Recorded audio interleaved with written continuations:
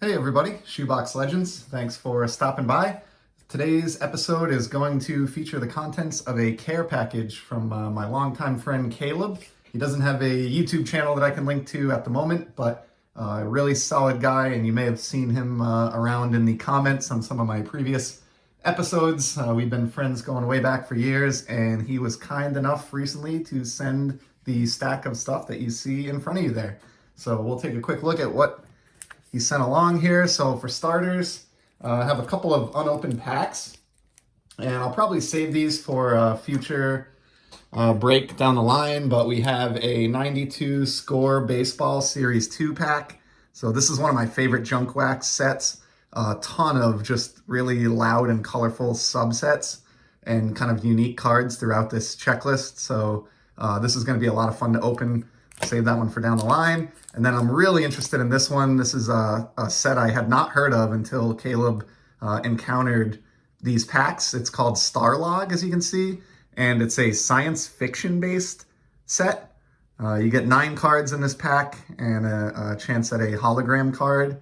Definitely a big science fiction guy, loves Star Wars and a lot of other sci-fi stuff, so I'm very, very intrigued by what may be inside here. So looking forward to ripping that one at some point in the future. And then there was also a few sleeved singles here. So this would represent, I'm pretty sure, maybe my first ever Pokemon card. So this is a Zubat, I guess, or Zubat. And I don't know the first thing about this. I've never played the game, but it's kind of cool just because obviously Pokemon is pretty big in the world of collectibles and collectible cards. And so I guess if you're trying to have a varied collection like I am, you might as well have a Pokemon card included in there. So thanks for sending that one along, Caleb. Here's a card from the 91 Score set, a first round draft pick of Kurt Miller. I think Caleb may have sent this one because we were talking recently about all of the awesome subsets in the early Score baseball releases. Next up here are a couple cards from the Starlog pack that we just talked about. So I know Caleb opened one of these on his own, and he had sent me a pic of the contents, and I was really intrigued by this Star Wars Starlog magazine cover card here with, you know, all of the major characters from the Star Wars universe. Really cool artwork, and Caleb was obviously kind enough to send that one to me for my collection, so that will definitely go right into the Star Wars and non-sport Z folio there. Along the same lines, here's another one from the pack, Superman, featuring a photograph from the Superman 3 movie. Pretty cool there.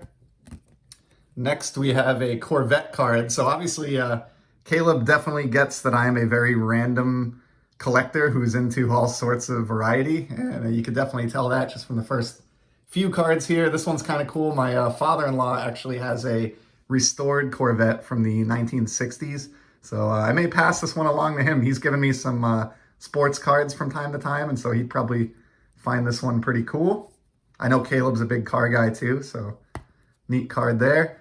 Here's a really shiny one from Certified, 2020 Certified from Panini. Had not heard of this set at all, actually, or seen any images that I recall from it prior to receiving this, but it is a really, really nice shiny card, and can't go wrong with Cody Bellinger. He's a little bit underrepresented in my collection, so I'm happy to have that one. Obviously, Caleb knows I'm a big Red Sox guy, so there's a couple Red Sox cards in here. Cannot go wrong with any new Nomar that I didn't have previously, and this one looks really nice with the red foil on the Starcrest logo. Goes well for a Red Sox card. Here's a Flair Showcase, so I know a lot of people, myself included, that enjoy these just because of the shininess factor and that sort of classic 2-photograph design that they adapted over the years. So happy to have Hall of Famer Pudge Rodriguez. I mentioned in a recent video that I really enjoyed the Pinnacle sets from the middle of the decade, and my favorite of those releases is the 94 release. This is a really cool Chipper Jones rookie prospect from that set. Just awesome. Love Chipper, and did not have a copy of this previously, so definitely filled a hole for me there. Thanks, Caleb. Here's a nice shiny Max Scherzer. Love Max. Definitely, I would say, a top 5 21st century pitcher in all of baseball. And this is a prism refractor. I can kind of see my lava lamp in the background there. But nice shiny Max there. And I like the patriotic Nationals uniform that he's sporting on this one. Here's a cool one from the World Baseball Classic back in '09. Big Papi with the Dominican Republic. Love oddball cards like this. I've got a few hundred David Ortiz cards at this point, even though I don't specifically player collect him, but just as a Red Sox fan, you end up with a lot of Ortiz by default, but did not have this one. So really, really cool. Here's just an amazing photograph on last year's Ken Griffey Jr. Stadium Club card. Actually had not seen this card or this photograph, so I was really, really happy to find this one in the stack. Just super cool shot of the kid. I would love to find this in a chrome version or some shiny parallels if it exists. Speaking of shiny, here's some nice sepias from one from last year's chrome set, Charlie Blackman, who I've mentioned once or twice on the channel. I think he's a little bit underrated and sometimes was lost in Nolan Arenado's shadow out there in Colorado, but he's been a really, really solid, oftentimes leadoff hitter for the Rockies over the years. And really, really happy to have this sepia to put into my shiny Z folio.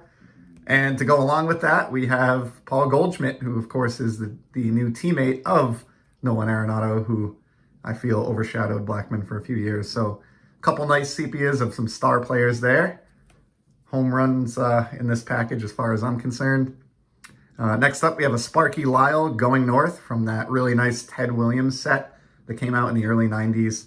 I think most of you or all of you are probably familiar with that release, but there was just some amazing photography included that you don't see in a whole lot of other sets. So, and this Sparky Lyle would be an example of that, and happy to have that one. Next up, everybody's favorite villain, Barry Bonds, on a sweet SPX card. Let's see if we can get the hologram here. Yeah, there we go. These are just awesome. I'll get this one out of the sleeve here so we can get a better look. But these were a huge deal in the hobby in the mid to late 90s, and it's easy to see why. I mean, I think these look better than a lot of the stuff that's coming out present day, to be honest. And I'm really happy to have this one because I've been thinking lately that Bonds is a little bit underrepresented in my collection.